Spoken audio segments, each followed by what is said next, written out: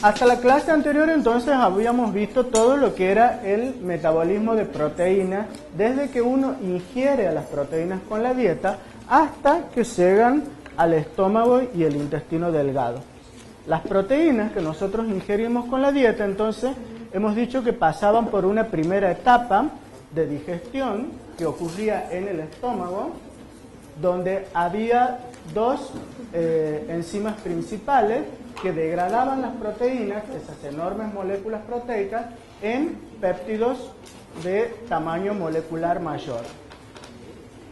Estas enzimas eran la pepsina, que era activada por el ácido clorhídrico del estómago y además por una hormona que secretaba el estómago que se llama la gastrina. De esta forma las proteínas se digerían a moléculas más pequeñas, que pasaban desde el contenido gástrico hasta el intestino, donde en el intestino ocurría el segundo paso de digestión de las proteínas. Esas moléculas o polipéptidos más grandes se iban a digerir en oligopéptidos más pequeños a través de la secreción de una glándula muy importante que era el páncreas. El páncreas secreta determinadas sustancias al intestino delgado, denominados zimógenos, que van a producir la digestión de estas moléculas más grandes de proteína a moléculas u oligopéptidos más pequeños. Y finalmente, todo este paso de digestión llegaba al intestino delgado, donde esos oligopéptidos se van a digerir a moléculas individuales de aminoácidos, y son estos aminoácidos los que vamos a absorber a través de la mucosa intestinal y van a pasar a la circulación. Hasta ahí habíamos quedado en la clase anterior.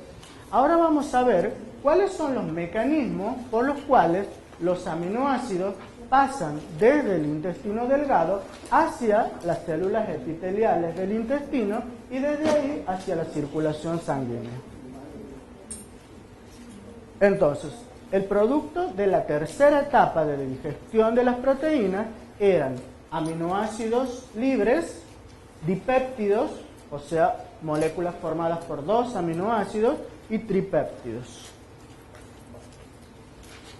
Estos llegan entonces al borde, a la mucosa del intestino delgado, a la segunda porción del intestino delgado, donde se va a producir la absorción de estas moléculas como nutrientes.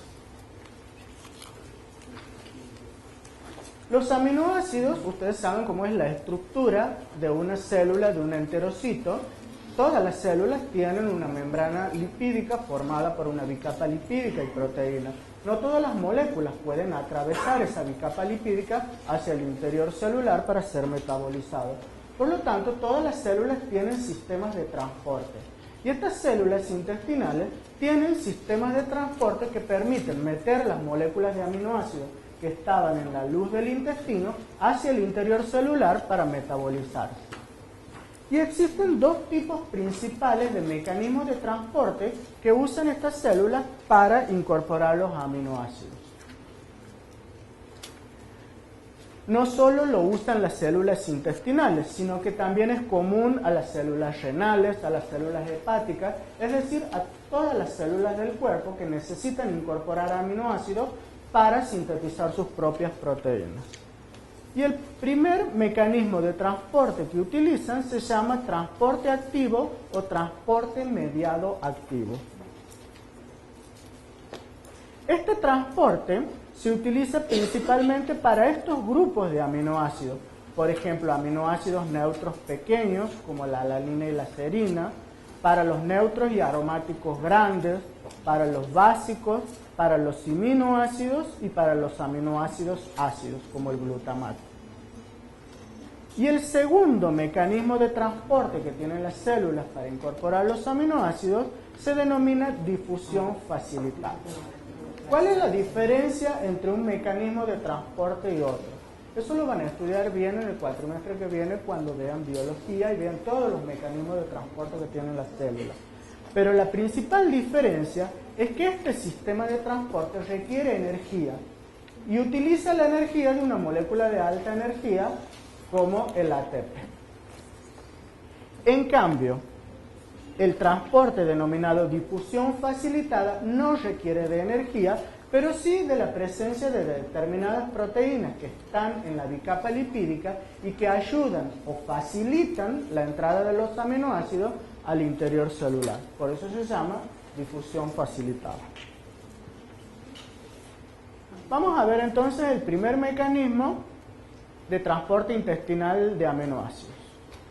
Imaginemos que esta es la célula del enterocito, este es el lumen intestinal, es decir, la luz del intestino, donde están todos los aminoácidos, dipéptidos y tripéptidos, y esta es la sangre que está en contacto con las células epiteliales intestinales.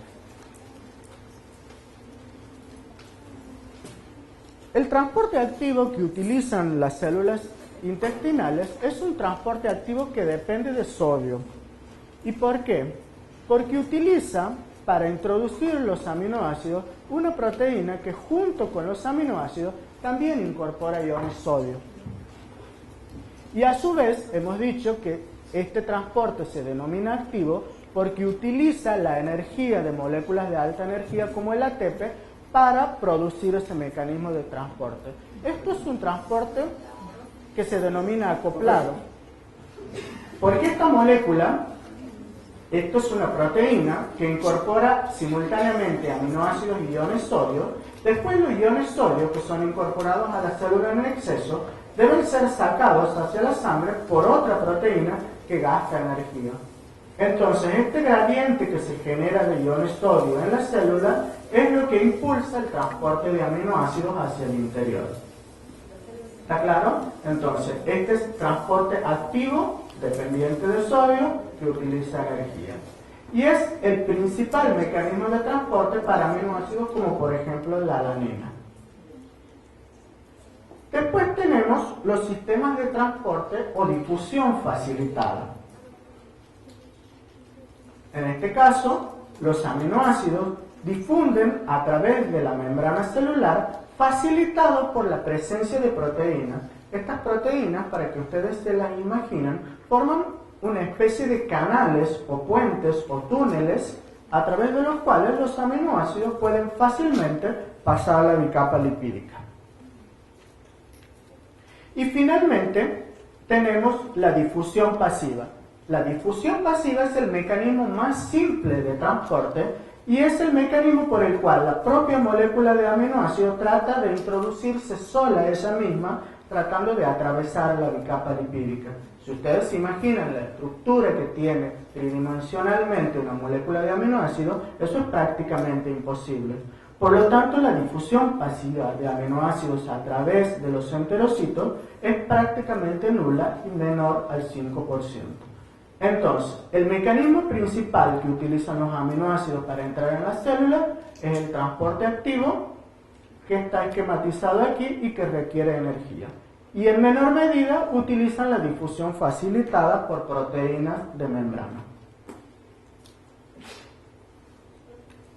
Finalmente, ¿cuál es el objetivo de estos mecanismos de transporte? Meter los aminoácidos en el enterocito y que de esta forma puedan entrar a la circulación sanguínea y distribuirse a todos los tejidos que requieren aminoácidos para su síntesis proteica. Ahora vamos a ver, también hemos dicho que dentro del lumen intestinal había pequeños péptidos, dipéptidos y tripéptidos producto de la digestión de proteínas. ¿Cómo se produce el transporte de estos péptidos? Estos péptidos utilizan un mecanismo de transporte activo que está acoplado al transporte de sodio y a la salida de protones. Es decir, necesitan de dos moléculas transportadoras, una que incorpora los péptidos junto con protones y otra que incorpora el sodio. Este sistema es un sistema también de transporte activo porque requiere de la energía del ATP para que se produzca el mecanismo de transporte. Finalmente, los péptidos de esa forma, utilizando este mecanismo de transporte acoplado, pasan del lumen intestinal hacia el citoplasma de los enterocitos y de allí a la sangre. Sangre portal se refiere a la vena porta. Ustedes ya lo habrán visto en anatomía, si han visto sistema circulatorio, es una de las principales venas del flujo sanguíneo intestinal. Además, los péptidos que ingresan dentro de la célula o del enterocito van a ser susceptibles a degradación por peptidasas para liberar los monómeros de aminoácidos, que también van a pasar a la sangre de la vena porta. Bueno, con eso hemos visto cómo desde la luz del intestino las proteínas digeridas en monómeros como aminoácidos, péptidos y dipéptidos pasan a la circulación. ¿Qué pasa ahora con toda esa cantidad de proteínas que nosotros habíamos comido en nuestro rico bife de chorizo del comienzo? ¿Qué pasa con esos aminoácidos una vez que ingresan a la circulación sanguínea? La mayor parte de los aminoácidos que son absorbidos por el intestino van a parar al hígado. Aminoácidos en particular, como la glutamina y la asparagina, se distribuyen en el intestino y en el riñón. Los aminoácidos de cadena ramificada van al músculo y al cerebro. Y ahora, una vez que estos aminoácidos han llegado a la circulación, ¿cómo hacen estos aminoácidos para incorporarse a las células de estos diferentes tejidos?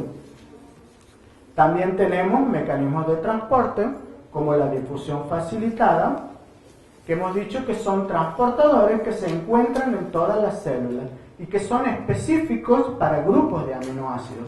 Así tenemos transportadores que van a transportar los aminoácidos neutros, otros que se van a ocupar de los catiónicos y otros que se van a ocupar de los básicos, por ejemplo.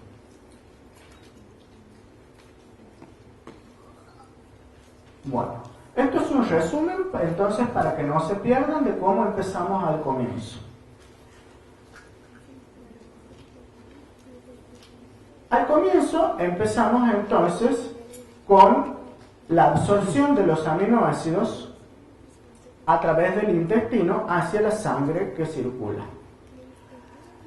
Además de estos aminoácidos que nosotros ingerimos de la dieta, también hay aminoácidos que provienen de la degradación de proteínas endógenas. Ustedes saben que las células, todas las células tienen un ciclo vital que cumplen y luego la célula se muere. Y todas las proteínas que se encuentran dentro del citoplasma celular tienen que ser metabolizadas y digeridas. Esta degradación de proteínas endógenas por proteasas también se vuelca a la circulación sanguínea.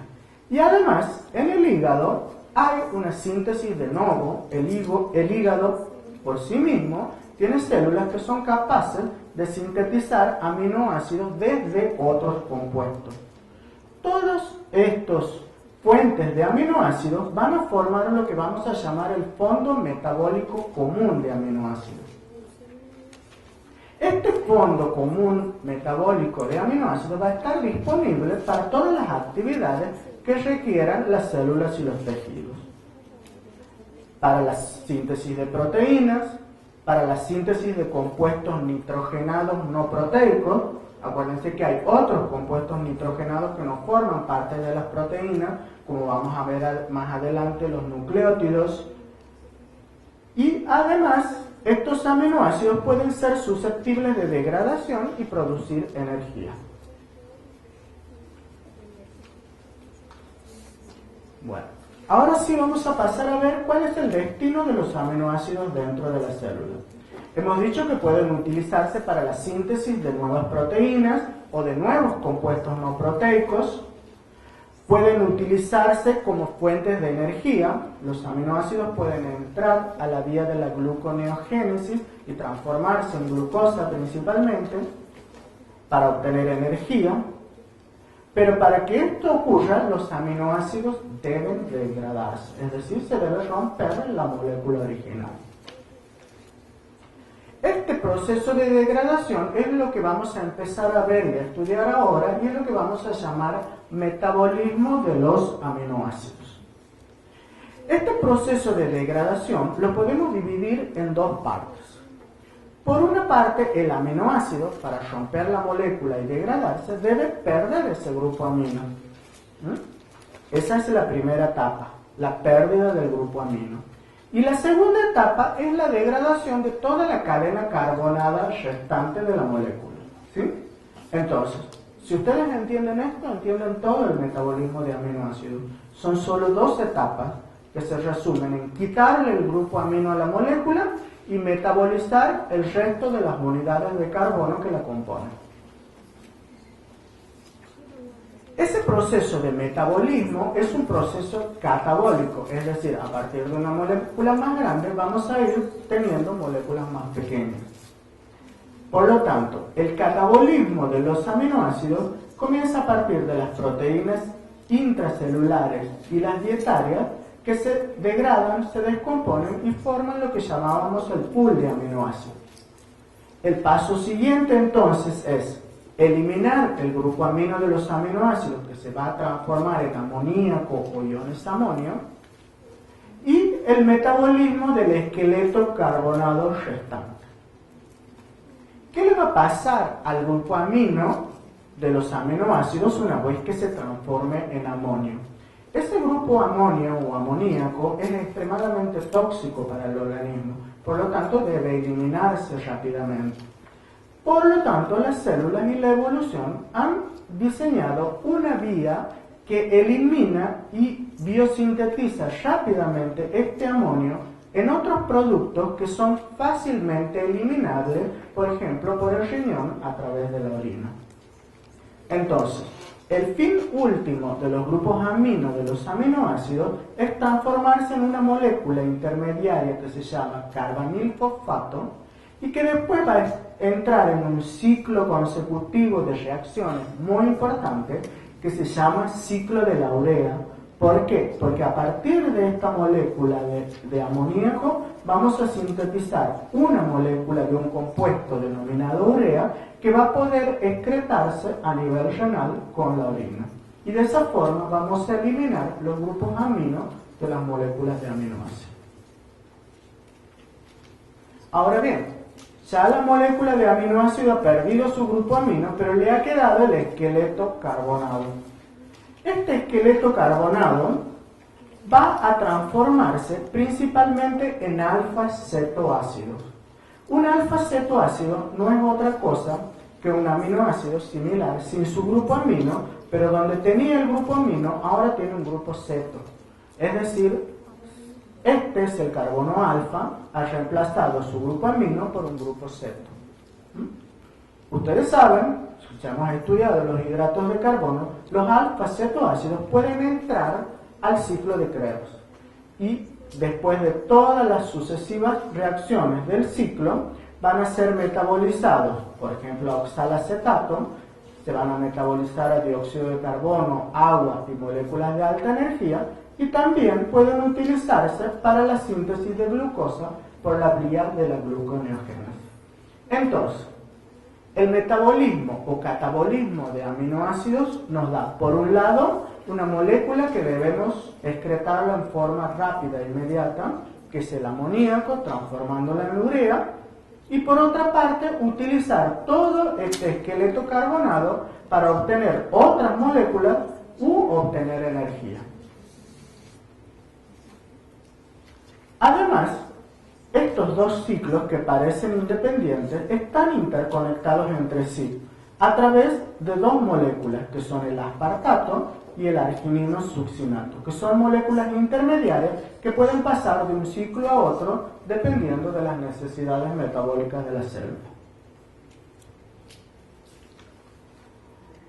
Esto que está marcado acá en rojo entonces se conoce como el metabolismo del nitrógeno de los aminoácidos. ¿Qué es lo que vamos a empezar a ver más en detalle ahora? ¿Cuáles son las vías de eliminación de los grupos alfa-amino de los aminoácidos? La principal vía por la cual se liberan las moléculas de aminoácidos de su grupo amino son las reacciones de transaminación. Transaminación, la palabra transaminación significa intercambiar grupos amino entre sí.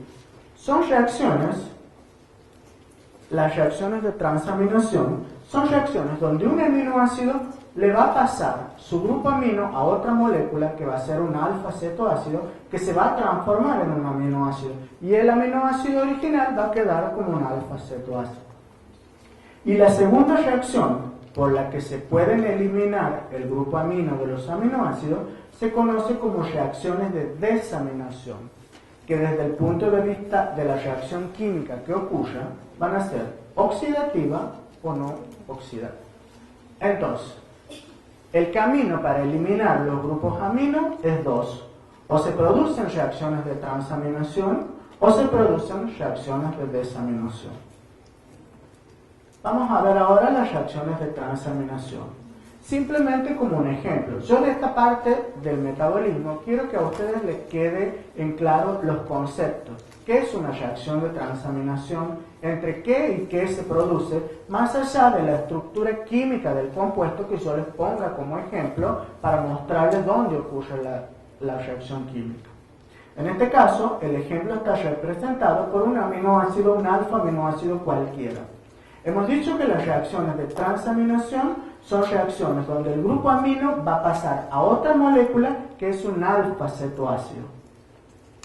El grupo amino se va a unir al carbono alfa del alfa-cetoácido. Esto está catalizado por enzimas específicas que se denominan transaminasas y que además utilizan una coenzima. Ya hemos estudiado enzimas, sabemos lo que es una coenzima, que se denomina piridoxalfosfato. Este complejo enzimático de transaminasas quita el grupo amino de este alfa-aminoácido y lo pasa al alfa-cetoácido, dejándolo al primero con el grupo ceto y al segundo con el grupo amino. Ustedes dirán, ¿cuál es el chiste de esta reacción metabólica si el grupo amino ha pasado de una molécula a otra y al final tenemos como ganancia otro aminoácido? En realidad no hemos metabolizado nada, no, sí hemos metabolizado algo, porque lo que hemos hecho es generar un esqueleto de carbono como alfa-cetoácido del primer aminoácido que ahora sí va a poder entrar al ciclo de Krebs para todas las reacciones posteriores. Y este aminoácido va a seguir otro proceso de desaminación. ¿Sí? Aquí les he puesto el ejemplo. La coenzima de esta enzima se denomina piridoxalfosfato y tiene esta estructura característica. La enzima necesita de este cofactor enzimático para poder realizar la reacción química de transaminación. La coenzima, a su vez, durante el ciclo se puede reciclar. Las reacciones de transaminación son reversibles, es decir, el paso puede ir de un lado hacia el otro, y son muy importantes en el metabolismo proteico. Todos los aminoácidos, excepto la lisina y trionina, participan de reacciones de transaminación con alfa-cetoácido. Esto es un concepto muy importante. No todos los aminoácidos de los 20 que conocemos y que constituyen las proteínas pueden seguir este ciclo metabólico. Hay dos que no. Esta reacción de transaminación puede ocurrir con estos alfa-cetoácidos, el alfa-cetoglutarato, el oxalacetato o el piruvato. Vamos a ver ahora unos ejemplos de reacciones principales de transaminación. Por ejemplo, aquí tenemos la alanina, donde su grupo amino va a transaminarse a la molécula de alfa-cetoglutarato a través de una enzima que se denomina alanina aminotransferasa. El nombre de la enzima está indicando la reacción que cataliza. Pasa un grupo amino hacia el alfa-cetoglutarato, por eso es alanina aminotransferasa, o más comúnmente conocida por sus siglas ALT, que también utiliza una coenzima. El producto final es el esqueleto carbonado de la alanina que ahora se ha transformado en piruvato. Y el alfa-cetoglutarato que ha aceptado el grupo amino transformándose en un nuevo aminoácido que es el glutamato.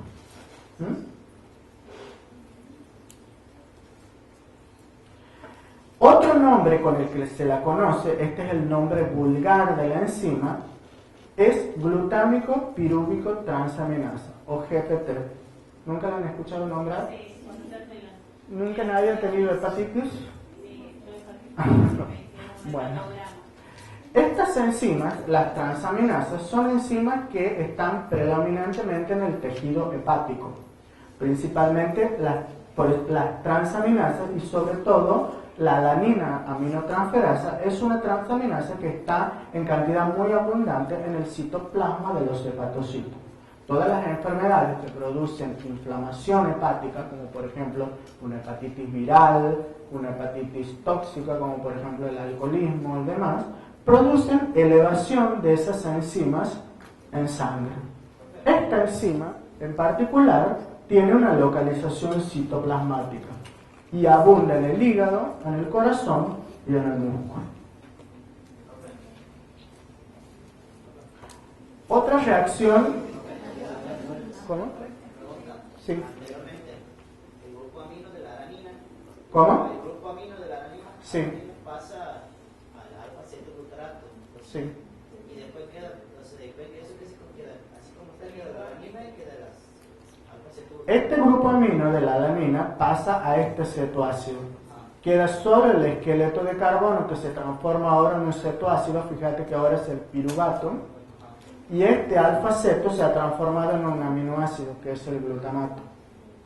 ¿Cuál es el objeto de esto? Que ahora el piruvato puede entrar al ciclo de Krebs. Ese es el objeto de esa vía metabólica. Hacer que este aminoácido que se está metabolizando, que es la alanina, pueda utilizar su esqueleto carbonado para seguir una vía metabólica de producción de energía, de producción de glucosa, depende de lo que la célula necesita. Otro ejemplo de reacción de transición es una reacción que se produce por otra enzima muy importante que está en el hígado, que es la aspartato aminotransferasa. Ustedes ya por el nombre pueden decir qué es lo que hace esta enzima. Es una transaminasa que va a pasar el grupo amino ¿de quién? Del aspartato al alfa-cetoglutarato para formar oxalacetato, utilizando el esqueleto de carbono del aspartato y glutamato. Y el oxalacetato va a poder entrar al ciclo de Krebs. Estas dos reacciones sí me interesa que las conozcan porque son muy importantes, reacciones de transaminación producidas por dos enzimas que normalmente se utilizan para evaluar la función del hígado. Normalmente en clínica los bioquímicos utilizamos estas dos enzimas para medir el grado de inflamación del hígado que puede ocurrir en distintas patologías. A diferencia de la enzima anterior, esta enzima no está en el citoplasma, sino que está en las mitocondrias. Las mitocondrias son organelas especializadas que están dentro del citoplasma. Por lo tanto, esta enzima solo se libera del hepatocito cuando el hepatocito sufre un daño mucho mayor. Y también es abundante en hígado y en corazón. Bueno, entonces, ya hemos visto las reacciones de transaminación. Nos faltaba la segunda vía metabólica para eliminar el grupo amino de los aminoácidos. Y son las reacciones de desaminación, que pueden ser de dos tipos, oxidativas y no oxidativas. Las reacciones de desaminación ocurren a partir de un aminoácido utilizando una enzima que utiliza a su vez coenzimas como el NAD para oxidar este grupo amino a amoníaco y el esqueleto carbonado a un alfa-cetoácido como por ejemplo el alfa-cetoglutarato. Entonces, lo que quiero que les quede claro de aquí es que las reacciones de desaminación oxidativa, a diferencia de las de transaminación, lo que ocasionan es producción de grupos amonio libre o amoníaco. Iones amonio o moléculas de amoníaco lo podemos considerar lo mismo. Estas moléculas son extremadamente tóxicas para el organismo y deben eliminarse inmediatamente.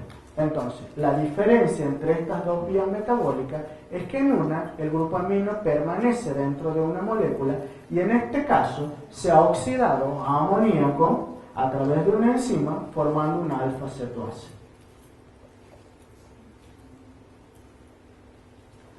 Estas enzimas a su vez utilizan coenzimas como el NAD y algunas pueden utilizar ADP y GTP. Otra reacción que es menos común ahora es lo que conocemos como transdesaminación y que es una combinación de los dos mecanismos anteriores. Entonces, en la transaminación, el aminoácido por una transaminasa se va a transformar en un alfa-cetoácido, combinándose con otro alfa-cetoácido que se va a transformar en su aminoácido. A su vez, el nuevo aminoácido formado va a sufrir la desaminación oxidativa, es decir, se le va a eliminar el grupo amino oxidándose a amoníaco a través de otra enzima. Es como si fueran las dos reacciones anteriores acopladas para primero producir una reacción de transaminación y después una desaminación oxidativa. Y de esta forma completamos todo el ciclo de metabolismo de esa molécula de aminoácido. Hemos quitado el grupo amino, lo hemos pasado a otro alfa-cetoácido y después lo hemos oxidado finalmente a amoníaco. Estas reacciones de desaminación oxidativa se producen por diferentes tipos de enzimas que se encuentran dentro de los peroxisomas. Los peroxisomas son estructuras similares a los lisosomas. ¿Ustedes saben lo que son los lisosomas? ¿Sí? ¿Alguien? Levante la mano y que sepa que es un lisosoma. ¿Nadie? Los lisosomas son estructuras internas de la célula revestidas por bicapa lipídica, es decir, son vesículas intracelulares que contienen enzimas que metabolizan distintos compuestos. Estas reacciones de desaminación ocurren dentro de los peroxisomas celulares a través de diferentes tipos de enzimas, como por ejemplo la L-aminoácido oxidasa, y que utilizan diferentes coenzimas, como por ejemplo el FAD o el flavina mononucleótido. De esto no quiero que se memoricen todas las reacciones, pero que sí sepan dónde se producen y qué tipo de enzimas las producen en la célula.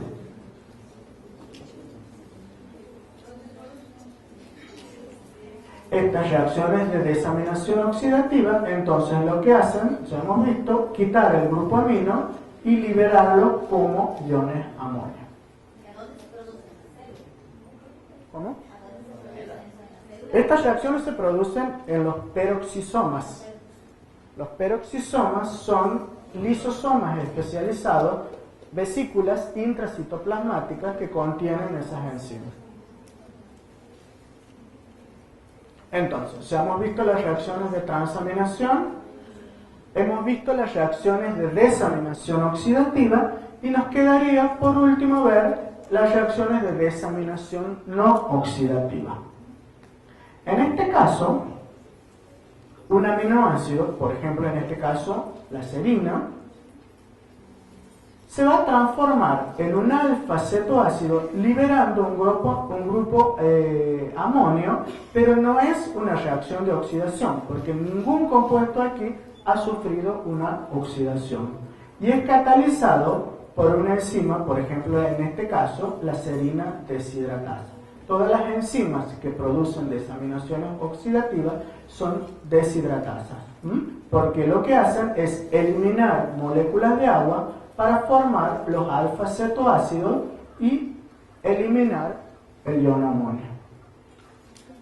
En este caso, la treonina, a través de la treonina deshidratasa, va a perder una molécula de agua para transformarse en el alfa-cetobutirato y eliminar el grupo amonio.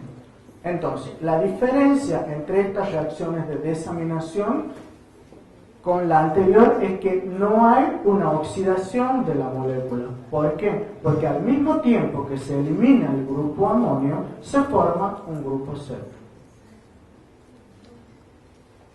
¿Y el grupo amonio ese se lo elimina por orina? Eso, ahora vamos a ver, eso es un poco más complicado. Primero estamos viendo cómo se generan ahora las moléculas de amoníaco y cómo se produce la eliminación de todos los grupos aminos de los distintos tipos de aminoácidos. Ahora vamos a pasar a ver esto que me preguntaba, cómo se elimina el amoníaco del organismo. Entonces, ¿cuál es el origen del amoníaco en el cuerpo? Hemos dicho que proviene de las reacciones de desaminación. No viene de las de transaminación, porque las de transaminación lo que hacen es intercambiar grupos aminos. Las únicas que producen amoníaco son las reacciones de desaminación, tanto la oxidativa y como la no oxidativa. Eso es en cuanto al metabolismo de proteínas. Pero también hay una fuente de amoníaco en el cuerpo que proviene de las bacterias intestinales que todos tenemos en el intestino grueso. Estas bacterias, por su propio metabolismo de aminoácidos, originan gran cantidad de iones amonio o amoníaco que se liberan a la circulación sanguínea. Entonces, el amoníaco o el ion amonio es extremadamente tóxico y debe ser eliminado del organismo. ¿Por qué es tóxico? ¿Alguien se ha preguntado por qué es tóxico? El amoníaco es una molécula que es extremadamente permeable a todas las bicapas o membranas celulares y principalmente a las membranas de las células neuronales. Por lo tanto, niveles elevados de amoníaco en sangre rápidamente producen niveles elevados de iones amonio en el cerebro y comienzan a ingresar en las neuronas, produciendo daño cerebral. Este aumento, siempre que pongo una molécula entre corchetes, significa concentración. Este aumento de la concentración de iones amonio se puede revertir si se produce una reacción de la glutamato deshidrogenasa, donde las bajas concentraciones de alfa-cetoglutarato y las bajas concentraciones de ATP lo que hacen es revertir esa reacción y ese daño a nivel cerebral. Los valores de amoníaco en sangre para que no se produzca daño cerebral son muy bajitos, extremadamente pequeños. Valores de amoníaco puede tolerar el cuerpo sin que se produzca daño cerebral. Entonces, habiendo entendido por qué esa molécula es tan tóxica y la tenemos que eliminar, vamos ahora a pasar a ver qué le pasa a esa molécula de amoníaco. Entonces, en la mayoría de los tejidos, el glutamato se transforma en glutamina. Mientras que en el músculo, los aminoácidos, a través de la glutamato deshidrogenasa, pueden convertir, por ejemplo, pueden provenir de la glucosa que se transforma en piruvato y luego en alanina. ¿Sí? Pero en el hígado hay otras vías de donde se genera el amoníaco. Desde el glutamato, desde la glutamina que se transforma en glutamato, y desde la alanina que se transforma en piruvato. ¿Sí? Bueno, entonces, vamos a ver ahora qué ocurre en cada uno de estos tejidos. En el músculo esquelético, las proteínas se degradan a aminoácidos. Estos aminoácidos originan alfa-cetoácidos por transaminación y además originan glutamato. Estos alfa-cetoácidos son utilizados por el músculo para obtener energía. Y el glutamato puede incorporar amoníaco para transformarse en un nuevo aminoácido que es la glutamina. Esta vía metabólica ocurre en el músculo esquelético y en otros tejidos. Esta glutamina sale a la sangre y puede ir al hígado o al riñón. ¿Qué le pasa a la glutamina en el hígado? Pierde sus iones amonio y se transforma en glutamato y después en alfa-cetoglutarato. Y estas reacciones de pérdida del grupo amonio van a llevar después a la formación de este compuesto urea. Este compuesto urea es un compuesto especial de carbono, que es una molécula que tiene un átomo de carbono y dos grupos amino. Por eso están representados aquí. Dos moléculas de amonio van a formar una molécula de urea. Esta molécula de urea va a pasar al riñón y finalmente se va a eliminar en la orina. Pero además el riñón tiene su propio metabolismo de la glutamina, donde la glutamina va a sufrir los mismos caminos metabólicos que en el hígado, liberando dos iones amonio que se pueden eliminar directamente en la orina. Es decir, el riñón es el único tejido que puede eliminar urea y iones amonio a la orina. Mientras que los otros tejidos tienen que eliminar los iones amonio formando este metabolito intermediario que es la urea. ¿Está claro hasta ahí qué ocurre en cada uno de los tejidos?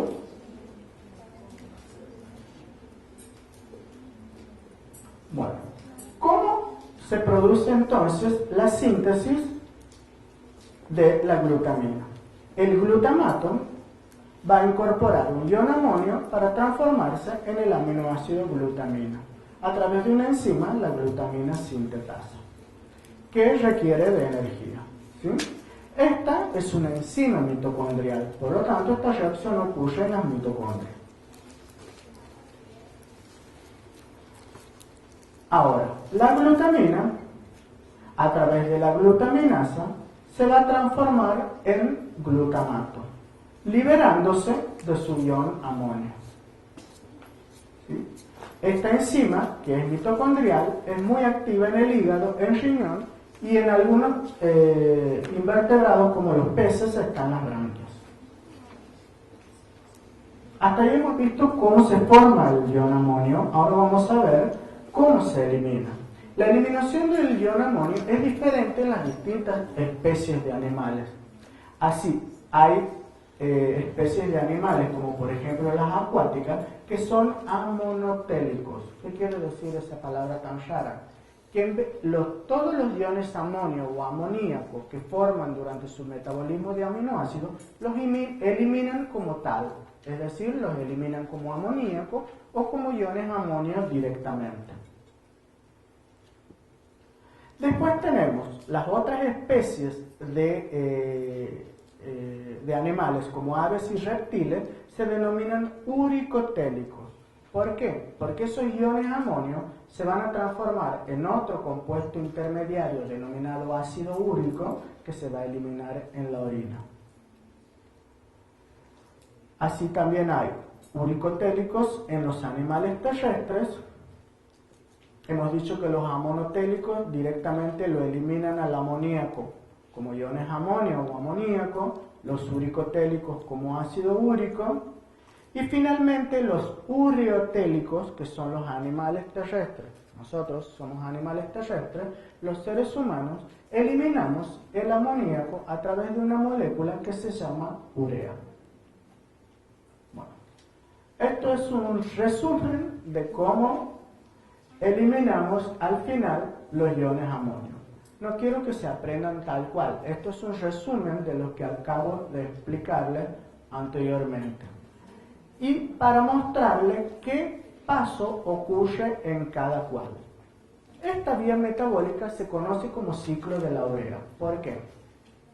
Ustedes, cuando estudian una vía metabólica, aquí hagamos un paréntesis para ver si entienden mejor la parte del metabolismo, tienen que hacerse tres preguntas básicas primero. ¿Por qué la célula, el organismo o por qué la naturaleza hace eso? Segundo, ¿para qué lo hace? Y tercero, ¿cómo lo hace? Si ustedes se hacen esas tres preguntas siempre que tomen y estudien una vía metabólica, les va a ser mucho más sencillo. Y lo analicemos de esa forma. ¿Por qué las células deben eliminar el ion amonio? Ya lo hemos visto y lo hemos explicado. ¿Para qué lo deben hacer? Para que no se acumulen niveles tóxicos de iones amonio en circulación sanguínea. Y ahora nos falta ver cómo lo hacen. Es decir, cómo eliminan ese ion amonio a través de esta vía metabólica denominada ciclo de la urea. Esta vía metabólica está formada por dos partes que se producen en distintos compartimientos celulares. Una parte que está señalada aquí en rojo, que se produce en la mitocondria, y otra parte que se produce en el citosol. ¿Sí? Y todo ocurre cuando en la mitocondria los iones amonio se combinan con el dióxido de carbono del interior de la mitocondria, formando una molécula muy importante intermediaria que es el carbamilfosfato. Esta molécula, su objetivo es simplemente salir de la mitocondria hacia el citosol para poder empezar todos los ciclos sucesivos del ciclo de la urea. Esos ciclos sucesivos la van a transformar por combinación entre diferentes moléculas y por distintas enzimas en finalmente esta molécula que es la importante y que es la urea. La molécula de urea, yo les había dicho que está formada por un átomo de carbono, un grupo ceto y dos grupos amino. Entonces, el objetivo de todo este ciclo es combinar el amoníaco con dióxido, sacarlo de la mitocondria a través de esta molécula llamada carbamilfosfato, por sucesivas combinaciones con distintos compuestos, formar la urea que va a ser eliminada a través de la orina. Ahora bien, como toda vía metabólica, tiene en algunos pasos desviaciones. Y estas desviaciones son, la primera aquí, donde puede ingresar otros aminoácidos, como por ejemplo el aspartato, o como pueden salir moléculas, en este caso intermediarias, hacia otras vías, como por ejemplo el ciclo de Krebs. ¿Sí? ¿Está claro? Todo esto resume entonces cómo hacemos, o cómo hacen las células, para eliminar esa molécula tóxica, formar esta molécula final, denominada urea, y eliminarla por la orina. Bueno, como toda vía metabólica está regulada, dependiendo de las necesidades de las células, de sus velocidades metabólicas, de los niveles de amoníaco que se le vayan acumulando, etc. Y tiene una regulación a corto plazo y una regulación a largo plazo. La regulación a corto plazo se produce en el primer paso importante, que es en la formación de esta molécula intermediaria, carbamilfosfato, que tiene que salir de la mitocondria. Esa es la principal vía de regulación y que es estimulada por el N-acetilglutamato. Y la regulación a largo plazo es principalmente a través de la biosíntesis de enzimas del ciclo. Por ejemplo, cuando nosotros ingerimos muchas proteínas en la dieta, todo ese ciclo se encuentra continuamente con una alta demanda. Las dietas que nosotros hacemos, por ejemplo, hiperproteicas, algunas dietas que se utilizan para adelgazar y demás, que utilizan altas cantidades de proteína y bajas cantidades de hidratos de carbono, lo que hacen es someter al organismo a una demanda excesiva del ciclo anterior. Si nosotros incorporamos en la dieta altas concentraciones de proteína, por lo tanto, la cantidad de iones amonio que generemos será extremadamente grande y habrá una alta demanda de que este ciclo funcione al máximo. ¿Cómo se regulan en la mayoría de las vías metabólicas para aumentar la velocidad con la que un ciclo o vía metabólica reacciona? Y uno de los mecanismos, que es la regulación a largo plazo, es a través del aumento de las enzimas que catalizan cada uno de los pasos. Eso está regulado a nivel genético, es decir, la célula, a través de su información genética, empieza a producir y a sintetizar más cantidades de enzimas correspondientes a cada uno de los pasos, de modo que este ciclo pueda ocurrir a una velocidad mucho mayor. ¿Cómo? Tenemos que aprender todo ese tema de la enzima, cómo reaccionan cada uno para formar todo, para que eso entre en parcial. ¿Cómo? No te entiendo. Todo eso me todo la enzima. Sí, todo eso, a nivel, inclusive con las estructuras moleculares de los compuestos. No, te acabo de decir, si no me has escuchado anteriormente, ¿qué es lo importante de un ciclo metabólico? ¿Qué es lo que tienes que saber?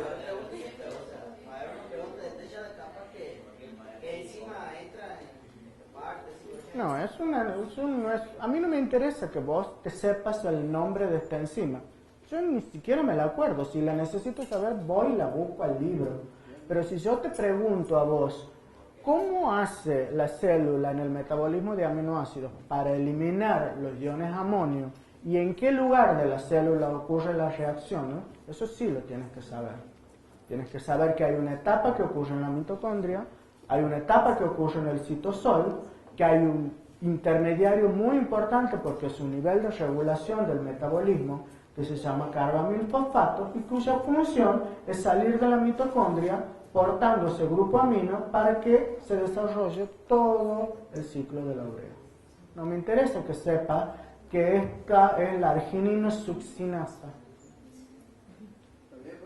¿Me entiende?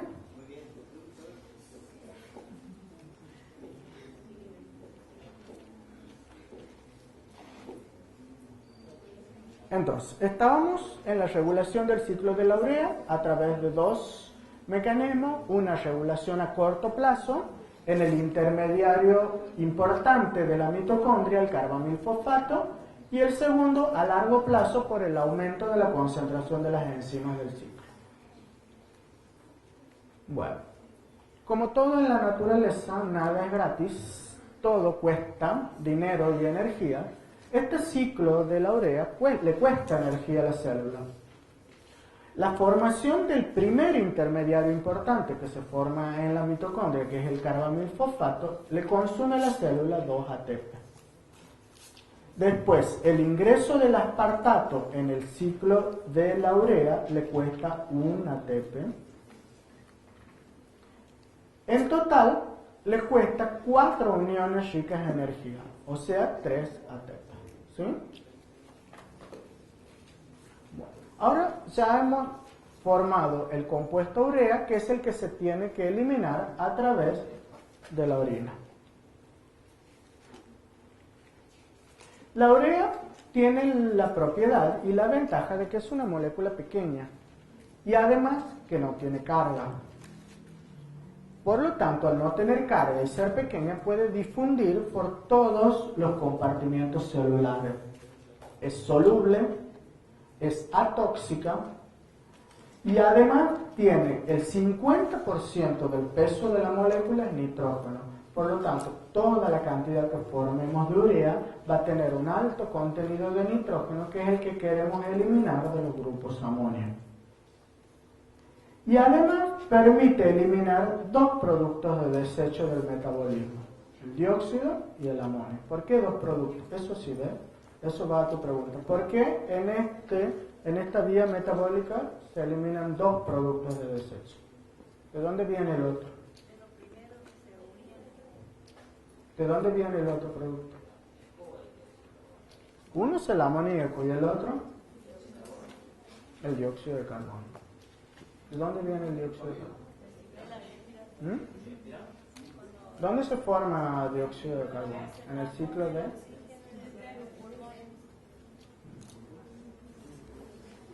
Además, nosotros podemos tolerar valores normales de urea muchísimo más elevados que los valores de iones amonio.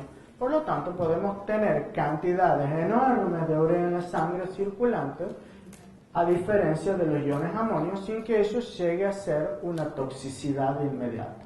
Por lo tanto, por eso en la naturaleza he elegido la urea como una molécula que es adecuada para eliminación de los grupos amonio.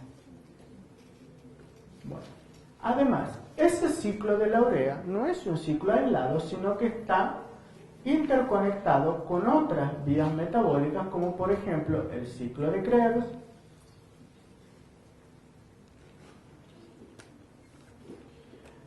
entonces, en la mitocondria se produce el ciclo de la urea y además el ciclo de la urea